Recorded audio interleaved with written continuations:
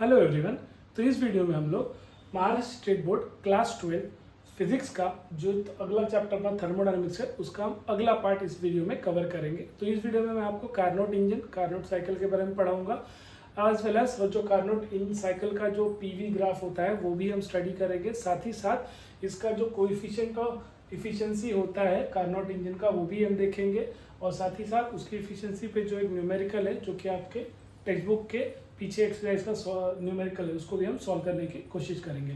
तो at least 4 to 5 marks देके video जा सकता है आपको, क्योंकि इसमें से अभी भी कोई भी क्वेश्चन अभी तक आया नहीं है, तो इसलिए वीडियो काफ़ी इंपॉर्टेंट होने वाली है। अच्छे से आप इसको देखिए। तो चलिए स्टार्ट करते हैं। तो पहले हम ऐसे करेंगे कि देखिए यहाँ पे एक कंसेप्ट है। मान लो यहाँ कोई एक हॉट रिजर्वायर है और एक कोल्ड रिजर्वायर भी है, ठीक है। तो हॉट रिजर्वायर से यहाँ एक कोल्ड रिजर्वायर और बीच में हमने कोई एक सिस्टम ले लिया, ठीक है। तो इस सिस्टम को या इसमें कोई सिलेंडर हमने रख लिया, तो इस सिलेंडर से हम क्या कर सकते हैं, वर्क कर सकते हैं किसकी मदद से, हॉट और कोल्ड रिजर्वायर से। तो हॉट और कोल्ड रिजर्वायर की मदद से हम कितना इफिशिएंट काम कर सकते हैं ताकि जो आपकी इंजन की इफिशिएंसी वो 100% निकल के आ सके। इसके लिए तो यही करना पड़ेगा कि ये पूरे का पूरा हीट यहाँ पे जितना मैक्स टू मैक्सिमम इसका यूटिलाइजेशन वर्क कर सके। मैक्स टू मैक्स वर्क करने के लिए इसे प्रोसेस को क्या होना पड़ेगा, साइक्लिक होना पड़ेगा, मतलब वहाँ पे रिवर्सिबल प्रोसेस होना पड़ेगा ऐसा, ठीक है। तो इसका, और जिससे क्या होगी, इसकी इफिशिएंसी सबसे मैक्सिमम हो सकती है। तो ये पहले किसने सोचा, सबसे पहले फ्रेंच इंजीनियर जो थे निकोलस लियोनार्ड साडी कार्नोट, इन्होंने 1824 में ऐसे सोचा कि हॉट और कोल्ड रिजर्वायर के बीच का अगर हम इक्विलिब्रियम मेंटेन कर पाए जिससे काफ़ी ज़्यादा एफिशिएंट एक इंजन हम बना सकते हैं। वो इंजन तभी बन सकता है, आइडियल बन सकता है, जब वो दो प्रोसेस से गुजरे। और वो दो प्रोसेस कौन से थे, एक था आइसोथर्मल प्रोसेस और दूसरा था एडियाबेटिक प्रोसेस। तो इसी पे जो कार्नोट इंजन है उसकी परिकल्पना रची गई है। तो चलिए देखते हैं कार्नोट इंजन के बारे में और क्या क्या हम जान सकते हैं। Carnot engine is hypothetical concept. जैसे कि मैंने आपको बताया कि कोई भी प्रोसेस परफेक्टली, कोई भी प्रोसेस रिवर्सिबल नहीं हो सकता। It assumes to be process be either perfectly isothermal or adiabatic, ठीक है। It requires maintenance of thermal equilibrium through out the cycle, ठीक है। मतलब इसको अगर आइडियल बनना है तो इसको परफेक्टली आइसोथर्मल होना पड़ेगा और एडियाबेटिक भी होना पड़ेगा, जिसके लिए इसकी मेंटेनेंस थर्मल इक्विलिब्रियम मतलब थ्रू आउट टेम्परेचर को मेंटेन करके रखना वो कि पॉसिबल नहीं है, ठीक है। तो वैसे ही बताया गया थर्मल इक्विलिब्रियम चाहिए थ्रू आउट द साइकिल, ये पूरा साइकिल कंप्लीट करने के लिए, ठीक है। फिर आके इसका मतलब ये प्रोसेस कैसा होना चाहिए, क्लियर कट, रिवर्सिबल। तो रिवर्सिबल तो वैसे भी स्लो प्रोसेस होता है ना, और ये बहुत टाइम लेता है, प्रैक्टिकली नॉट पॉसिबल। इसीलिए फिर 100% efficiency of Carnot engine demands TC, temperature जो सिंक में गया होता है या कोल्ड रिजर्वायर के पास जो होता है, हीट इजेक्टेड वाला जो टेम्परेचर होता है वो कैसा होना चाहिए था, 0 केल्विन। मतलब जो इसकी इफिशिएंसी यहाँ पर देखिए, यहाँ पे जो टीसी है ना ये कैसा होना चाहिए, 0। अगर टीसी 0 हो जाए तो ये पूरा रेशियो ही 0 हो जाएगा, तो इफिशिएंसी कितनी आ जाएगी, 1, जो कि आइडियल इंजन, वो भी पॉसिबल तो नहीं है ना। तो ये इसलिए कार्नोट इंजन को हमने क्या बोला है, ये हाइपोथेटिकल इंजन है, मतलब एक हाइपोथेटिकल कंसेप्ट है, ठीक है। कि उसके पूरे फिनोमेना कैसे है, वो खाली एक फैक्ट पे और किसी फैक्ट पे बेस नहीं हो, बस अज्यूम किए गए हैं, ठीक है। तो फिर भी हमें इसको पढ़ना ही है एज अ स्टूडेंट। तो चलिए पढ़ते हैं इसके बारे में। तो एक्चुअल जो कार्नोट साइकिल होता है ये 4 स्टेप में होता है बेसिकली। तो इसका जो पहला स्टेप होता है वो होता है आइसोथर्मल एक्सपेंशन का। अब आइसोथर्मल एक्सपेंशन क्या होगा, ये जो कर्व है ना ए से लेके बी तक का जितना भी पोर्शन कवर कर रहा है ये आइसोथर्मल एक्सपेंशन है। तो जैसे हम समझ सकते हैं आइसोथर्मल मतलब यहाँ पर टेम्परेचर कांस्टेंट होना चाहिए। तो टेम्परेचर कांस्टेंट होगा, फिर क्या वेरिएबल चेंज होगा, प्रेशर और वॉल्यूम। तो इस प्रोसेस में क्या होगा, हमने जो सिलेंडर को लिया, ठीक है। अब सिलेंडर को हमने सोर्स के पास रख दिया। अब सोर्स से क्या होगा, इस सिलेंडर में जो हीट जाएगी है ना, अब उस हीट का ये क्या करेगा, फर्स्ट ऑफ ऑल पूरा एब्जॉर्व करेगा, है ना। एब्जॉर्व करने के बाद क्या होगा, यहाँ पे एक्सपेंशन होगा। एक्सपेंशन होने का मतलब ही क्या है, इसका वॉल्यूम बढ़ेगा, है ना। तो वॉल्यूम बढ़ेगा लेकिन यहाँ टेम्परेचर क्या रहेगा, सेम रहेगा। तो वॉल्यूम बढ़ रहा है और टेम्परेचर क्या है, सेम, और ये पूरा वॉल कैसा है, इंसुलेटेड है। तो फर्स्ट प्रोसेस में हमने देखा, क्योंकि यहाँ पर वर्क डन कौन कर रहा है, ये जो गैस है जिसने इस पूरी हीट को क्या किया, एब्जॉर्व किया, और उसकी वजह से उस गैस ने इस पिस्टन पे वर्क किया। तो पिस्टन कहाँ जाएगा, एक्सपांड होगा। एक्सपांड होगा तो गैस फैलेगी, है ना। गैस फैलेगी तो टेम्परेचर क्या होगा आपका, कम होगा ना। तो यहाँ पे पहले टाइम पे यही हो रहा है। यहाँ पर इजीली V1 जो वॉल्यूम है वो क्या हो गया, ड्यू टू एक्सपांशन वॉल्यूम आपका बढ़ गया, ठीक है, वॉल्यूम बढ़ गया तो प्रेशर क्या हो गया आपका, देखो P1 से P2 मतलब प्रेशर ड्रॉप हो गया, प्रेशर ड्रॉप हो गया और टेम्परेचर क्या हो गया, बढ़ गया। तो ये हमारा पहला स्टेप हो गया। यहाँ पे हमने हीट को क्या करा, हीट को इस सिलेंडर ने मतलब यहाँ पे इसने एब्जॉर्व करा, ठीक है, और उससे एक्सपांशन कराया। अब सेकेंड प्रोसेस में क्या होगा, सेकेंड स्टेप आता है एडियाबैटिक एक्सपांशन का। अब एडियाबैटिक एक्सपांशन में क्या होगा, यहाँ पर हीट आपकी कैसी रहती है, सेम रहती है थ्रू आउट। तो फिर क्या चेंज होगा, सिर्फ टेम्परेचर चेंज होगा, और उस टेम्परेचर की वजह से क्या होगा, अब देखिए क्या होगा, इसको हमने पूरा इंसुलेट करके यहाँ पर रख दिया। अब इंसुलेट कर दिया, सोर्स को हटा दिया और ये पूरा इंसुलेट करके रखा है। तो होगा क्या, इसके अंदर की जो हीट एक्सपांड हुई है, मतलब जो गैस एक्सपांड हो रहा है, उसके जितना भी हीट एब्जॉर्व किया था उसी से वो काम करेगा। तो उसने क्या किया, इसको एब्जॉर्ब, इसको और एक्सपांड करने का काम किया। तो यहाँ पर एक्सपांशन हो रहा है, लेकिन टेम्परेचर आपका सिर्फ बदल रहा है, लेकिन हीट आपका थ्रू आउट क्या है, सेम है, क्योंकि पूरा सिस्टम ही कैसा है, इंसुलेटेड है। तो इसने जो भी इसने हीट एब्जॉर्व करी थी, उस हीट को इसने क्या काम कर लगाया, इस सिलेंडर, इस हीट ने मतलब इस गैस ने क्या किया, जो भी एब्जॉर्ब हीट थी उससे इसको और थोड़ा एक्सपांशन दिया, और थोड़ा एक्सपांशन दिया, मतलब यहाँ पे हीट चेंज नहीं हुई, सिर्फ यहाँ पे क्या हो रहा है, टेम्परेचर चेंज हो रहा है, और उससे क्या हो रहा है, गैस का एक्सपांशन हो रहा है। तो इसको हम लोग क्या बोलेंगे, यहाँ पे हीट रिमेन सेम है, लेकिन टेम्परेचर बदल रहा है और उससे एक्सपांशन हो रहा है, ठीक है, क्योंकि ये परफेक्ट मीडियम कैसा था, इंसुलेशन था। तो यहाँ पर अब देखिए प्रेशर जो आपका था वो P2 से P3 ड्रॉप हो गया, क्योंकि और एक्सपांशन हुआ ना, लेकिन वॉल्यूम आपका क्या हुआ, वॉल्यूम बढ़ गया, वॉल्यूम बढ़ गया क्योंकि फ्री एक्सपांशन एक तरह का हुआ है ना, क्योंकि जो हीट एब्जॉर्व की थी उसी से अब एक्सपांशन हो रहा है, और सोर्स से नहीं, सोर्स को हमने हटा दिया। तो यहाँ तक आई होप आपको समझ में आ गया एडियाबैटिक एक्सपांशन।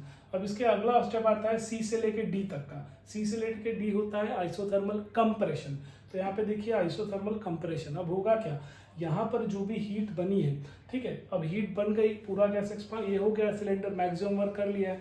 अब इसमें क्या होगा, जो भी वर्क हो गया उसके बाद जो भी अनवांटेड जो हीट है जो यहाँ पर है, वो हीट कहाँ जाएगी, सिंक में चली जाएगी। हमने अब आप सिंक लगा दिया, तो इससे सिंक मतलब एक तरह कोल्ड रिजर्वायर होता है। तो जो भी हीट थी यहाँ पर, वो हीट बनी थी, वो हीट कहाँ जाएगी, अब सिंक में चली जाएगी। तो जिससे अब यहाँ पर क्या होगा, टेम्परेचर इसका सेम हो जाएगा, क्योंकि यहाँ पर उसी जो एक्सेस अमाउंट ऑफ हीट थी उसी ने टेम्परेचर बढ़ाया था ना।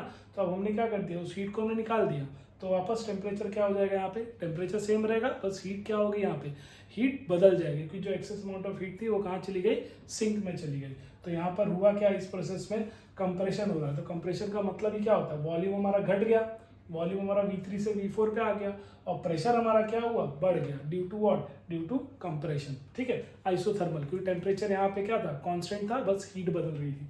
अब अगला जो फाइनल स्टेप आता है आपका आता है एडियाबैटिक कंप्रेशन। अब एडियाबैटिक कंप्रेशन में क्या होगा, एक बार आपने सिंक में हीट निकाल दिया, हीट रिजेक्ट करा लिया, तो ये जो भी बचा है, अब जो भी ये हीट बची है, ये कैसा हो रही है, इसको हम प्रेशर करेंगे, इसको हम कंप्रेस करना चाहेंगे।